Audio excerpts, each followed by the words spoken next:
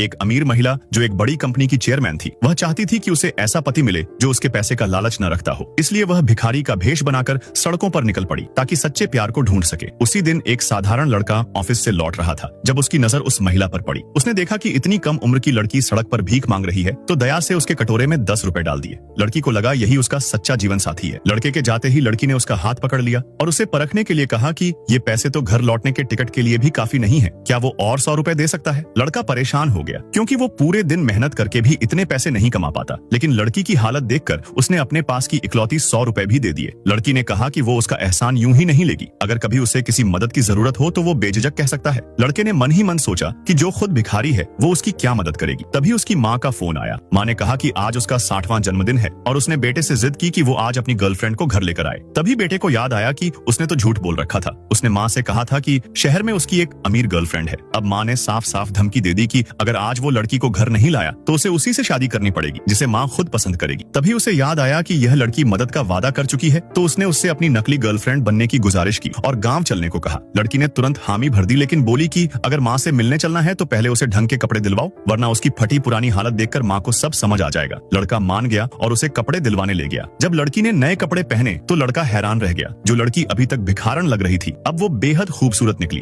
वो देख ही रहा था कि तभी एक लड़की आगे आई और बोली, ये ड्रेस 8,888 रुपए की है, आपको इसका बिल चुकाना होगा। हैरान रह गया लेकिन फिर भी अपनी सारी जमा पूंजी निकाल कर देने ही वाला था कि लड़की ने कार्ड निकाला और खुद पेमेंट कर दी। लड़का चौंका और उससे पूछा कि उसके पास इतना पैसा कहां से आया। तब लड़की ने बताया कि वो खुद सू ग्रुप की चेयरमैन है और हजारों करोड़ की मालकिन है। लड़के को यकीन नहीं हुआ और पैसे बचाने के लिए दोनों ट्रैक्टर में बैठकर गांव पहुंचे। रास्ते में लड़के ने लड़की से कहा कि उसकी माँ को लगे कि वो सालाना लाखों कमाने वाली महिला है और गाय बकरी काटने में भी निपुण है, क्योंकि उसकी माँ समाज में इज्जत को बहुत मानती है।